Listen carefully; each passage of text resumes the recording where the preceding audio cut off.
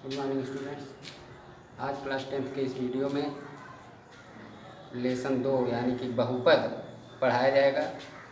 तो सबसे पहले हम जानेंगे बहुपद क्या होता है।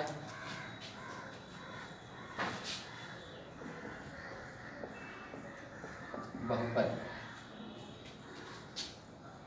बहु का अर्थ होता है अधिक,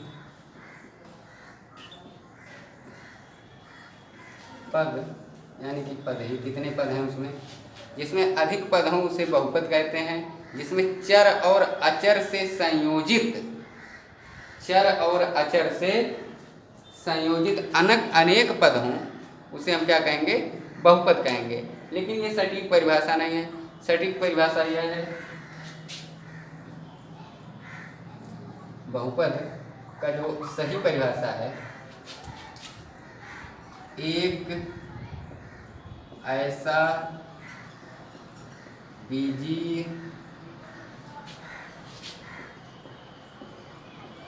व्यंजक, एक ऐसा बीजीय व्यंजक जिसमें चर राशियां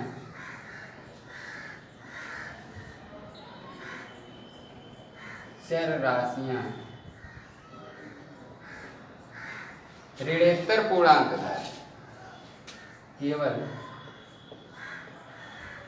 ऋणेतर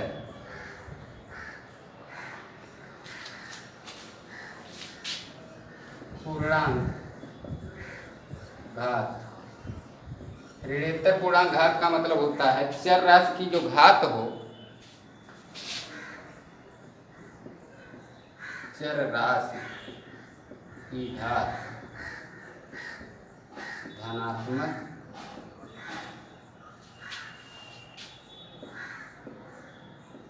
या शून्य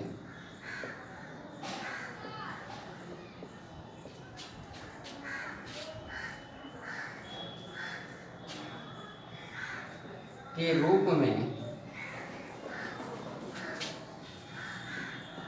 हम उन्हें बहुपद कहते हैं।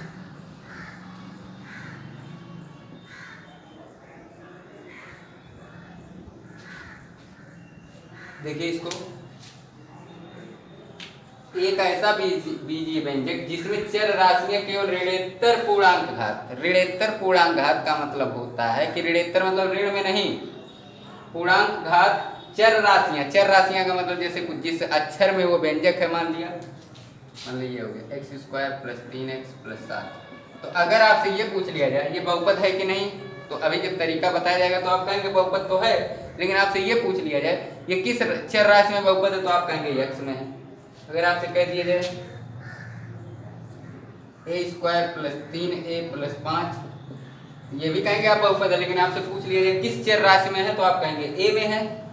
ठीक, तो ही चर राशियां केवल ऋणेतर पूर्णांक घात। ऋणेतर पूर्णांक घात का मतलब होता है कि जो चर राशि की घात हो वह धनात्मक हो या शून्य हो, उसके अलावा माइनस में नहीं हो सकता, बटे में नहीं हो सकता।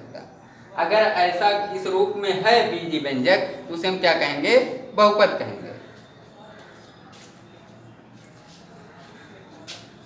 बहुपद बहुत तरीके के हैं, एक पदी, द्विपदी, तीन पदी, है ना, बहुत तरीके जितने, जिसमें अगर बहुपद है तो अगर उसमें जितने पद हैं उतना पद ही बहुपद है। ठीक,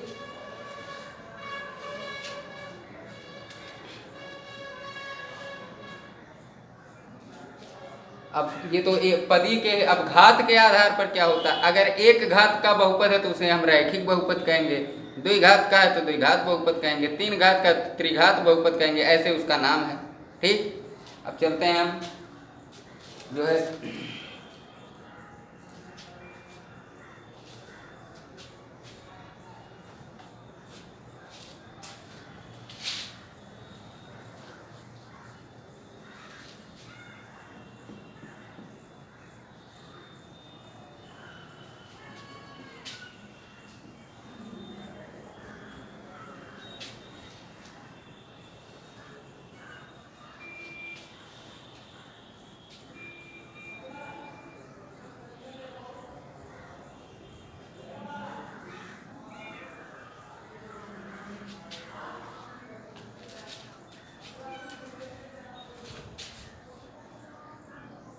द्विघात बहुपद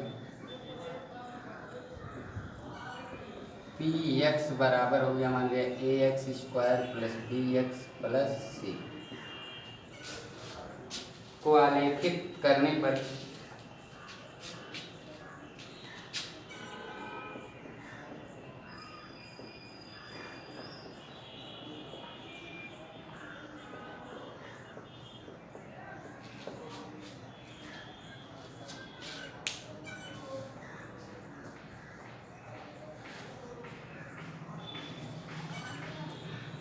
तो इस तरह से आलेख वाले सवाल आपको मिलेंगे। सिंपल में इसको समझिए, ये तो सबको पता है, ये एक्स अक्ष है, ये एक्स डैश अक्ष है, ये वाई अक्ष है, ये वाई डैश अक्ष है। मान लिया इसमें ऐसे करके ऐसे दे दिया, ठीक है। अब आपसे पूछ लिया कि इसमें बहुपद के कितने शून्यक हैं, ठीक, बहुपद के कितने शून्यक हैं।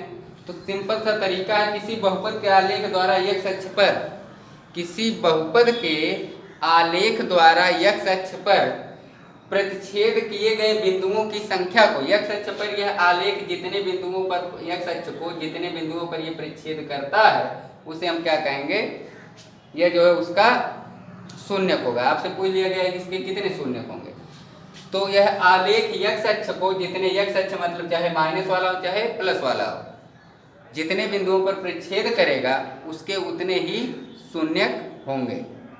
यानी कंफर्म ये जानिए कि आलेख एक्स अक्ष को जितने बिंदुओं पर प्रतिच्छेद करेगा उसे उस आलेख के उस बहुपद के उतने ही क्या होंगे, शून्यक होंगे, ठीक है।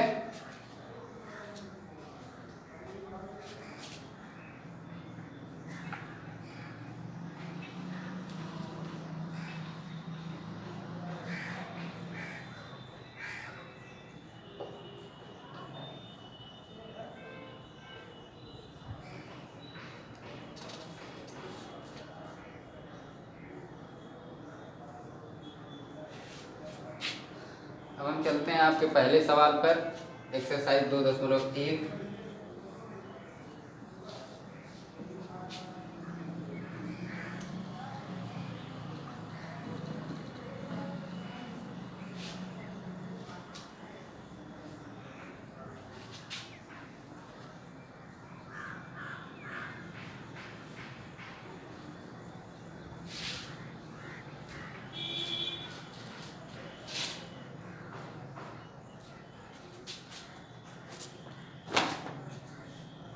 कह रहा है किसी बहुपद y बराबर पी एक्स को आलेख का आलेख नीचे दर्शाया गया है, प्रत्येक स्थिति में शून्यकों की संख्या ज्ञात कीजिए। तो पहले का पहला है,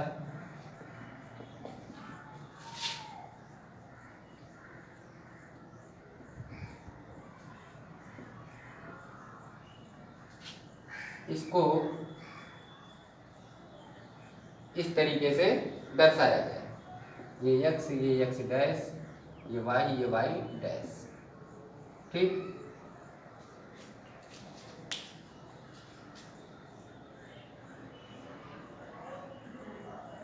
अब आपको ये बताना कि इसके कितने शून्यक होंगे। शून्य कितने होंगे, एक्स अक्ष को जितने बिंदुओं पर प्रतिच्छेद करता है या स्पर्श करता है उसके उतने ही शून्यक होते हैं। तो यह आलेख ये बना है, एक्स अक्ष को एक जगह पे यहाँ काट रहा है, यहाँ काट रहा है, यहाँ काट रहा है, यानी शून्यकों की संख्या कितनी हो गई,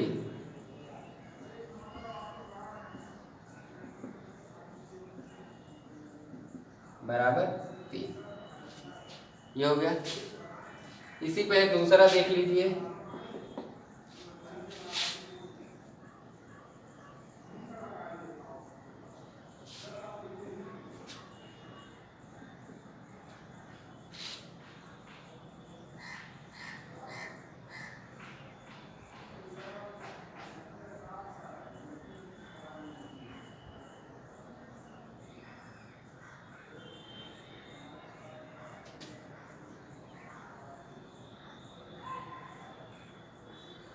ये बना आपका सेकंड सवाल है। तो इसके शून्यकों की संख्या आप खुद गिन सकते हैं, एक यहाँ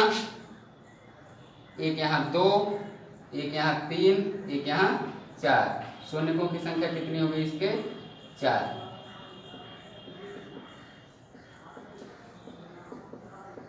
इसके शून्यकों की संख्या कितनी होगी?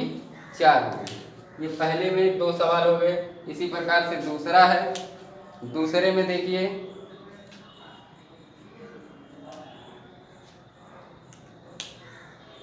दूसरे में है आपके 6 सवाल।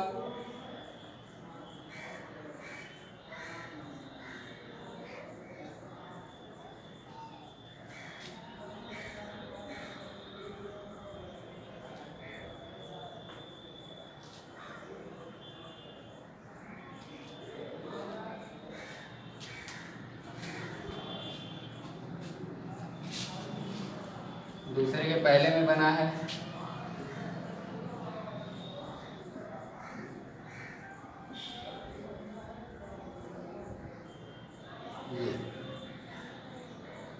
ये आकृति है।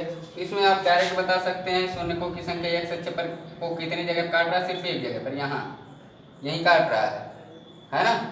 तो इसके शून्यकों की संख्या कितनी होगी? 1 होगी। काटे या स्पर्श करे, खाली छुए तब भी उसके शून्यकों की संख्या, एक्स अक्ष को अगर छू भी रहा तब भी वह शून्यकों की संख्या में आएगा। ठीक है।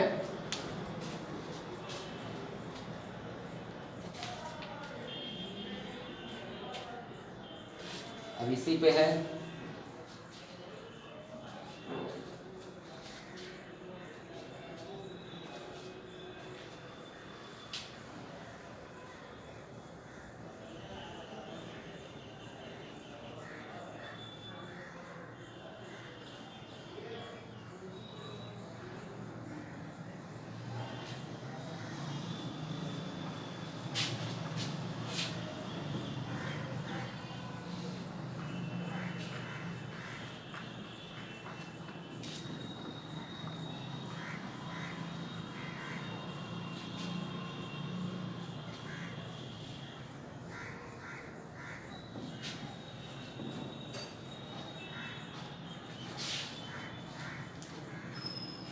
ये दिया है दूसरे का दूसरा सवाल।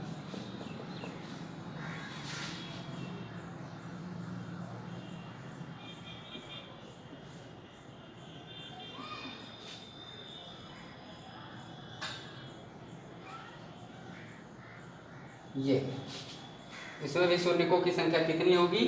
2। यहाँ काट रहा है, यहाँ काट रहा है। दूसरे के दूसरे में भी शून्यकों की संख्या कितनी होगी? 2 होगी। तो इस तरीके से इसका चौथा देख लीजिए। चौथा सवाल कुछ इस तरीके से है।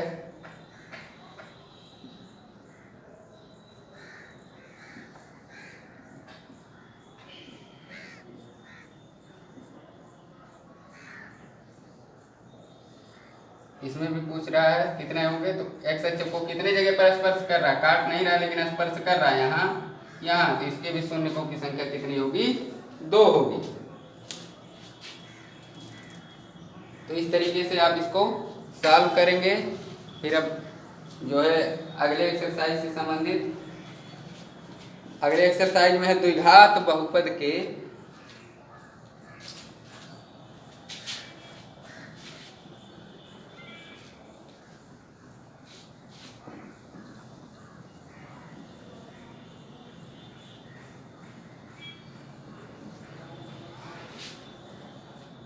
अगले एक्सरसाइज में आपको ये समझना होगा द्विघात बहुपद के शून्यकों तथा गुणांकों में संबंध।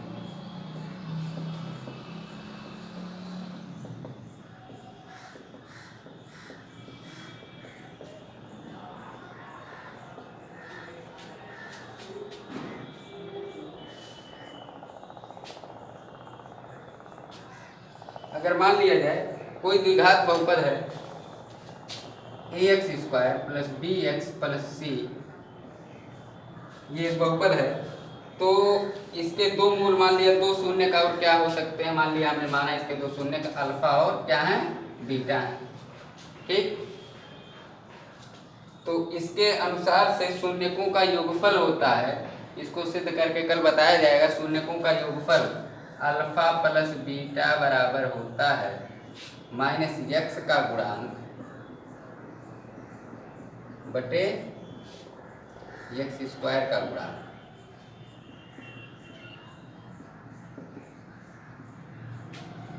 माइनस एक्स का गुणांक बटे एक्स स्क्वायर का गुणांक। अब इसमें देखिए एक्स का गुणांक कितना है, बी है, बटे एक्स स्क्वायर का गुणांक ए माइनस बी बटे ए।